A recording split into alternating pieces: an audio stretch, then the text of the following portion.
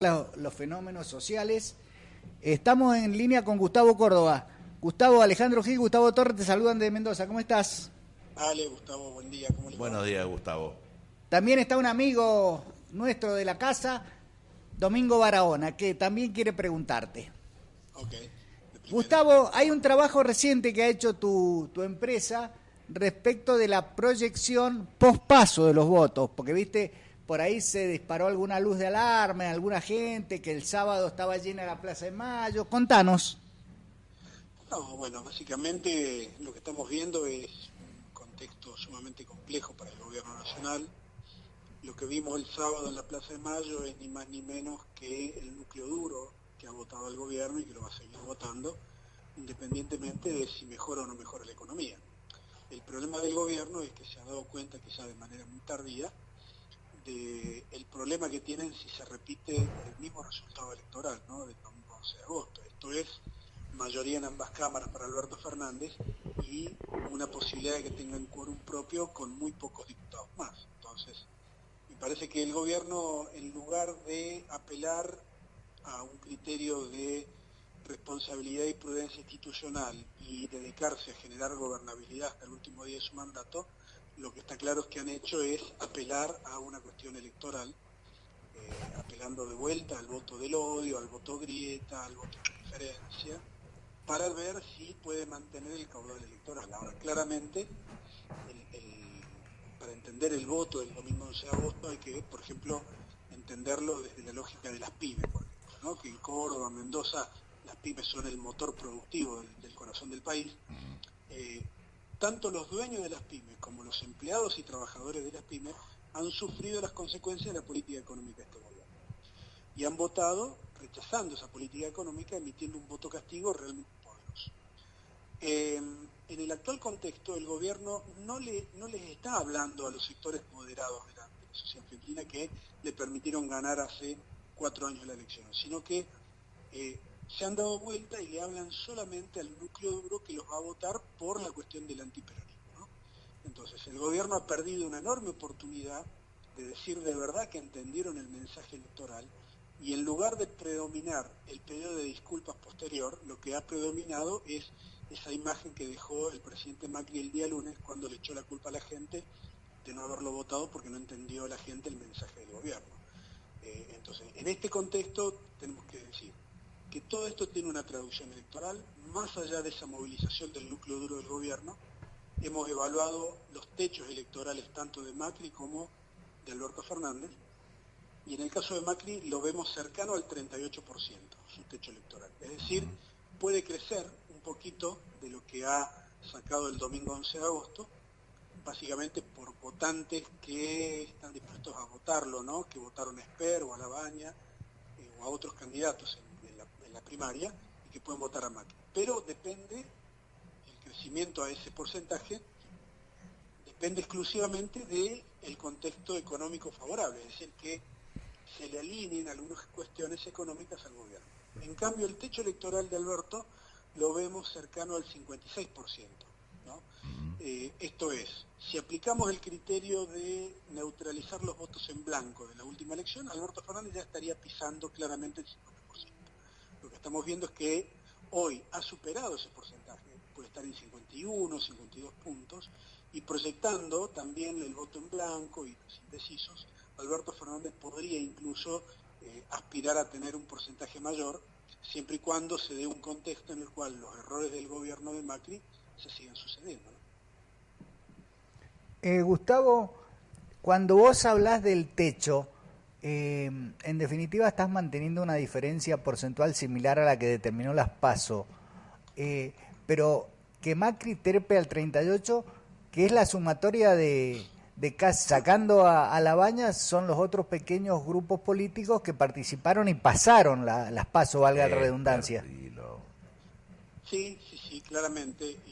El problema es que ha aumentado la negatividad de Macri y de la gestión, el problema es que ha aumentado el pesimismo económico y el contexto no es favorable a Macri, porque si pensamos en lo siguiente, ¿no? Antes de las elecciones teníamos un escenario en el cual los medios de comunicación más importantes del país, sobre todo porteños, y los principales principales periodistas o líderes de opinión, también porteños, le hicieron creer a la Argentina que Macri podía ganar la elección.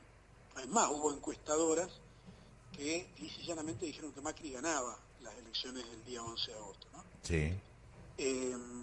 A tenor de eso, Macri tuvo un votante pragmático y dice, bueno, si este tipo tiene chances de ganar, si el presidente Macri tiene chances de ganar, yo lo voy a seguir votando.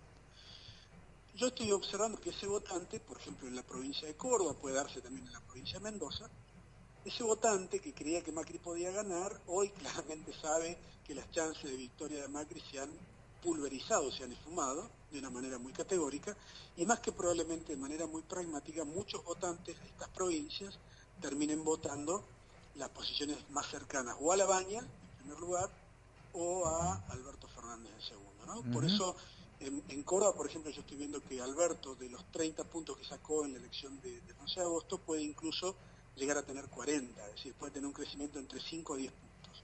Y en Mendoza, por ejemplo, que Alberto Fernández hizo una muy buena elección, de 41 o 42 puntos, puede llegar incluso a sacar 45. Este contexto es el más preocupante, ¿no? Porque el gobierno no tiene herramientas de poder y de credibilidad para gestionar esta crisis. Al contrario, lo que está haciendo es subestimar esta crisis y las señales que emite hacia afuera son realmente preocupantes, desde una Elisa Carrió autoinstitulándose como la jefa de la campaña de Macri, la utilización de fondos públicos y de escenarios públicos para hacer campaña electoral, que lo habían cuestionado fuertemente en los gobiernos peronistas. La derrota le implicó también que hay cortocircuitos internos dentro del gobierno, digo, en ministros que se están acusando entre sí de no aplicar... Las palomas y los halcones. Claro. Todo este contexto habla a las claras de que en lugar de entender que estamos en una crisis, el gobierno la está subestimando y no está actuando en consecuencia. ¿Qué pasa en una crisis en general? Es un proceso muy dinámico que ante la falta de certidumbre, la crisis se incrementa de manera exponencial. Y en este contexto, el gobierno, en lugar de dotar de certidumbre a la Argentina, lo que está haciendo es incrementarle incertidumbre. Fíjense que el vacío de poder que tenemos hoy, todo el mundo le da a Alberto Fernández el tratamiento como si fuese ya un presidente electo. Sí. Y la verdad es que Alberto Fernández es solamente un candidato. Tiene que andar aclarando que no lo es. Así es. Entonces, ahí está la verdadera magnitud de este vacío de poder que hay en Argentina, que ha hecho que medios de comunicación, periodistas, empresarios, factores de poder, no solamente de la Argentina, sino también internacionales, hoy se hayan dado vuelta, hayan dejado de apoyar al gobierno y estén buscando congraciarse con el que puede llegar a ser el próximo presidente, ¿no? Gustavo, te voy a hacer una pregunta por ahí políticamente incorrecta, pero forma parte casi de mi ciencia esta curiosidad. Uno, desde el interior profundo, estamos en Mendoza, nos hemos criado, hemos vivido acá, siempre vio en Córdoba un faro, una luz que emitía, para eso está en el centro del país, donde se hizo la reforma universitaria, donde los sueños que nos faltan, decía el manifiesto, son las libertades que aún no conquistamos, que allá por los 70 hizo el Cordobazo, que tuvo a Tosco. ¿Qué pasó con los cordobeses en los últimos años? ¿Qué cambió? No, básicamente creo que el cordobés se ha tornado muy conservador, muy a tono con la opción de Macri. Creo que encontró en él alguien que venía a hablarles en un lenguaje que al cordobés le cae muy bien, que es muy simpático, que es decir, Córdoba recibe menos de lo que aporta en el contexto nacional y Córdoba está por encima de la media, digamos. Es como que Macri entendió claramente que era a través del masaje al ego, ¿no? Y no a través de políticas concretas, que iba a entrar con posibilidades reales de generar poder en Córdoba. Y vaya que los cordobeses sí le retribuyeron, ¿no? Sí, sí. Entender cómo funcionaba.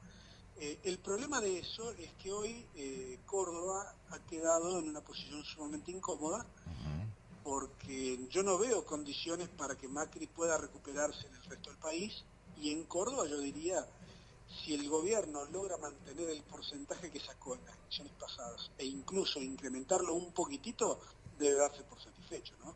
Porque así como están planteadas las cosas, yo creo que la sociedad cordobesa le va a dar un voto de confianza también importante a Alberto Fernández, aunque en el fondo creo que las chances de Macri de ganar la provincia de Córdoba siguen siendo altas. Gustavo, siempre es un gusto escucharte, es aprender cosas y antes que lleguen las elecciones, seguramente vas a tener algún otro trabajo para contarnos. Sí, seguramente unos 10 días antes de las elecciones vamos a salir con una última investigación. Ahí te estaremos molestando. Dale, con mucho Gustavo, gusto. un abrazo y gracias. Un abrazo No, grande, gracias a Gustavo. ustedes. Gustavo Córdoba, titular de Gustavo Córdoba y Asociados, encuestador. Bueno, ahí está, el techo de Fernández 56%, más que lo que sacó Cristina en la reelección, Wow. y el techo de Macri es 38%. Con lo cual siguen habiendo 18 puntos de diferencia, chicos. Nos vamos. Nos vamos.